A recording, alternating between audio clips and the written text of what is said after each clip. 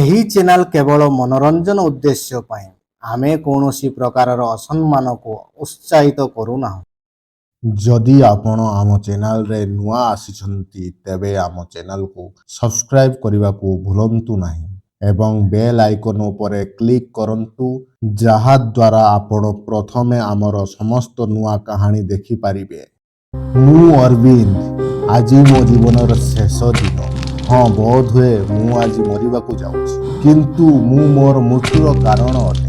ମୋର ମନେ ଅଛି ସେଇ ଦୁର୍ଭାଗ୍ୟଜନକ ଦିନର କଥା, ଯେତେବେଳେ ମୁଁ ମୋ ଭାଇଠାରୁ ଅଧିକ ଧନୀ ହେବାକୁ ଚାହୁଁଥିଲି। ମୋ ଭାଇ ରବୀନ୍ଦ୍ର, ସେ ସର୍ବଦା ବାପା ମାଙ୍କର ପ୍ରିୟ ଥିଲା। ତାକୁ ସମସ୍ତେ ମୋ ଠାରୁ ଅଧିକ ଭଲ ପାଉଥିଲେ, କାରଣ ସେ ସବୁକିଛିରେ ମୋ ଠାରୁ ଆଗରେ ଥିଲା।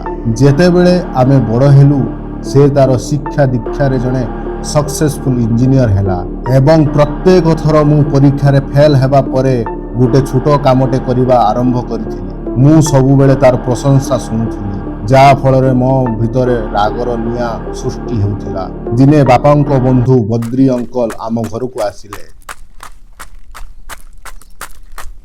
ଆପଣ ସମସ୍ତେ କେମିତି ଅଛନ୍ତି?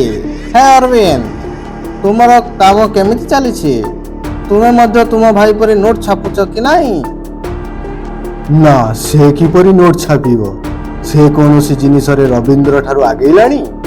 ସେ ତ ତା ନିଜ ପାଠପଢ଼ାରେ କିଛି କରିପାରିଲା ନାହିଁ, ତେଣୁ ବର୍ତ୍ତମାନ ସେ ଘରେ ବସି 8,000 ରୁ 10,000 ଭିତରେ କାମ କରୁଛି। ଏହା ଶୁଣି ମୋତେ ଏତେ ଖରାପ ଲାଗିଲା, ମୁଁ ସେଠାରୁ ଉଠି ସିଧା ମୋ ରୁମକୁ ଚାଲିଗଲି ଏବଂ ତାପରେ ବଦ୍ରି ଅଙ୍କଲ ମୋ ପଛରେ ଆସିଲେ।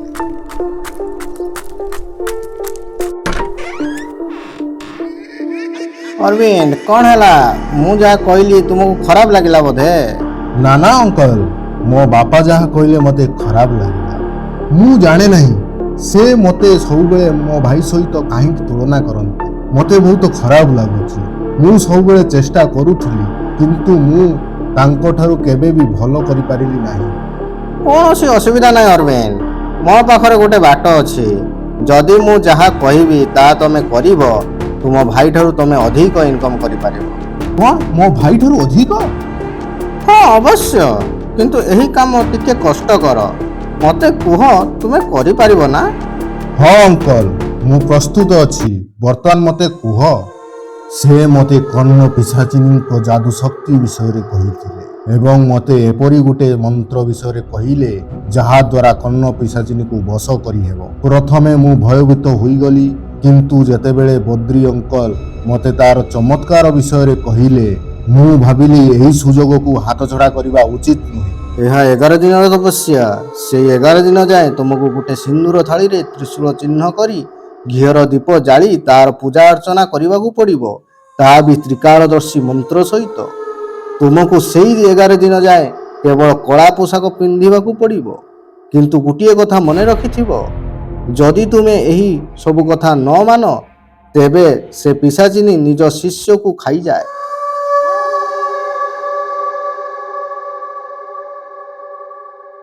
ମୁଁ 11 ଦିନ ପର୍ଯ୍ୟନ୍ତ ନିଷ୍ଠାର ସହିତ ତପସ୍ୟା କଲି ଏବଂ 12 ଦିନରେ କର୍ଣ୍ଣ ପିଶାଚିନୀ ମୋ ସାମ୍ନାରେ ପ୍ରକଟ ହେଲା। ତେବେ ତୁମେ ସେଇ ଶିଷ୍ୟ ଯିଏ ମୋତେ ଏଠାକୁ ଡାକିଲା? ସେ ଆସିବା ମାତ୍ରେ ସେ ମୋତେ ତାଙ୍କର ସବୁ ନିୟମ କହିଲେ, ଯେପରି ସେ ଦିନକୁ 3 ଥର ମାଂସ ଖାଇବେ, ସେ ମୋ ଛଡ଼ା ଅନ୍ୟ କାହାକୁ ଦେଖାଯିବେ ନାହିଁ, ମୁଁ ତାଙ୍କ ବିଷୟରେ କାହାକୁ କିଛି କହିପାରିବି ନାହିଁ ଏବଂ ଶେଷ କଥା, ତାଙ୍କ ବ୍ୟତୀତ ଅନ୍ୟ କୌଣସି ଝିଅ ସହିତ ମୋର ସମ୍ପର୍କ ରହିବ ନାହିଁ ଏବଂ ଯଦି ମୋ ଜୀବନରେ ଅନ୍ୟ କୌଣସି ଝିଅ ଆସନ୍ତି, ତେବେ ମୋର ମରିବା ସୁନିଶ୍ଚିତ। କେବଳ ଟଙ୍କା ପାଇଁ ମୁଁ ତାଙ୍କର ସବୁ ସର୍ତ୍ତ ମାନିନେବି। ତା ପ୍ରତିବଦଳରେ ସେ ମୋ କାନକୁ ଆସି କହିଲେ, ମୋତେ ଯାହା ପଚାରିବ ମୁଁ ସବୁ ପ୍ରଶ୍ନର ଉତ୍ତର ଦେବି। ଯଦି ମୁଁ ତାଙ୍କୁ ଅନୁମତି ଦେବି, ସେ ମୋ ପାଇଁ ସବୁକିଛି ଆଣିଦେବେ, ଯାହା ମୁଁ ଚାହିଁବି। ସେ ମୋ ପାଖରେ ପ୍ରତିଜ୍ଞା କଲେ। ସେ ଯାହା କହିଥିଲେ ତାହା ଠିକ୍ ହେଲା। ମୁଁ ଜୁଆ ଆଉ ଷ୍ଟକ୍ ମାର୍କେଟରେ ଯାହା ପଇସା ଲଗାଇଲି ତାହା 2 ଗୁଣା ହୋଇଗଲା। ବର୍ତ୍ତମାନ ମୁଁ ମୋ ଭାଇଠାରୁ ଅଧିକ ଧନୀ ଅଟେ ଏବଂ ଦିନେ ଯେତେବେଳେ ମୁଁ ଘରକୁ ଆସିଲି, ଇଏ ମୋ ପିଲାଦିନ ସାଙ୍ଗର ଝିଅ ପୂଜା। ସେ ବହୁତ ସୁନ୍ଦରଟେ ନା? ମୁଁ ତୁମ ବାହାଘର ତାଙ୍କ ସହ ଠିକ୍ କରିଦେଇଛି। କ'ଣ? ତୁମେ କ'ଣ କହୁଛ? ମୋର ବାହାଘର ଠିକ କରିବା ପୂର୍ବରୁ ତୁମେ ମୋତେ ଥରେ ତ ପଚାରି ପାରିଥାନ୍ତ। ଏଥିରେ କ'ଣ ପଚାରିବାକୁ ଅଛି? ମୋତେ ଝିଅଟି ପସନ୍ଦ ହେଲା, ତେଣୁ ମୁଁ ବାହାଘର ଠିକ୍ କରିଦେଲି। ମୁଁ ମୋ ମାଙ୍କୁ ମନା କରିପାରିଲି ନାହିଁ, କିନ୍ତୁ ମୁଁ ଜାଣିଥିଲି ପିଶାଚିନୀ ନିଶ୍ଚିତ ଭାବେ ରାଗିବ ଏବଂ ଯାହା ମୁଁ ଭୟ କରୁଥିଲି। ତା ପରଦିନ ମା ଫୋନରେ ଗୋଟେ ଖବର ପାଇଲେ ଗତକାଲି ରାତିରେ ପୂଜା ନିଜ ଘର ଭିତରେ ଫାଶୀ ଲଗାଇ ନିଜକୁ ହତ୍ୟା କରିଦେଇଛି।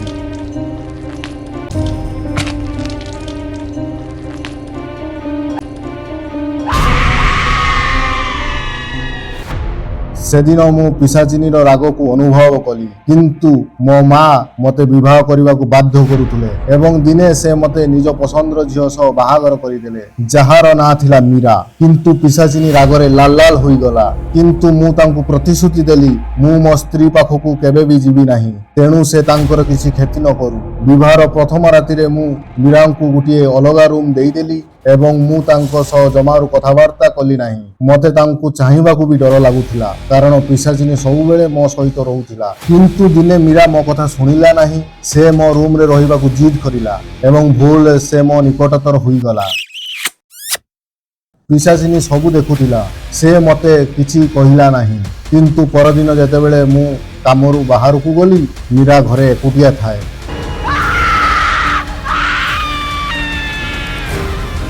ତୁମର ଏତେ ସାହସ, ତୁମେ ମୋ ଶିଷ୍ୟ ସହିତ ସମ୍ପର୍କ ସ୍ଥାପନ କର, ଏଥିପାଇଁ ତୁମକୁ ତୁମ ଜୀବନ ନେବାକୁ ପଡ଼ିବ।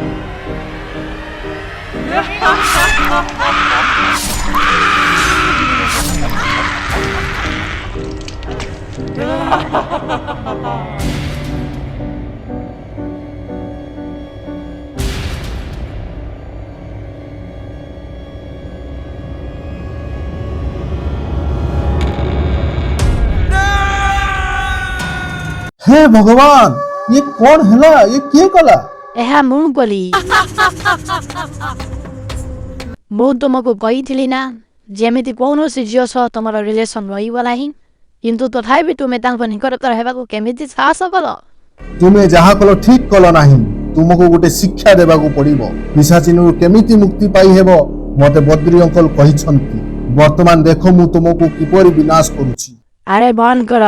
ମୁଁ ତୁମକୁ ଭାବିଲି ତୁମେ ତୁମର ଭୁଲ ପାଇଁ ଅନୁତାପ କରିବ, କିନ୍ତୁ ତୁମେ ମୋତେ ବିନାଶ କରିବାକୁ କହୁଛ। ବର୍ତ୍ତମାନ ତୁମେ ବଞ୍ଚିବ ନାହିଁ।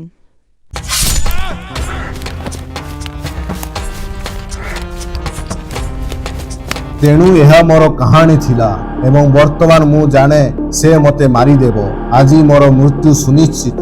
ଯଦି ମୁଁ ବଦ୍ରୀ ଅଙ୍କଲଙ୍କର କଥା ଶୁଣିନଥାନ୍ତି, ଲୋଭ ବି କରିନଥାନ୍ତି, ତେବେ ଆଜି ମୋ ସ୍ତ୍ରୀ ସହିତ ଶାନ୍ତିରେ ଜୀବନଯାପନ କରିଥାନ୍ତି।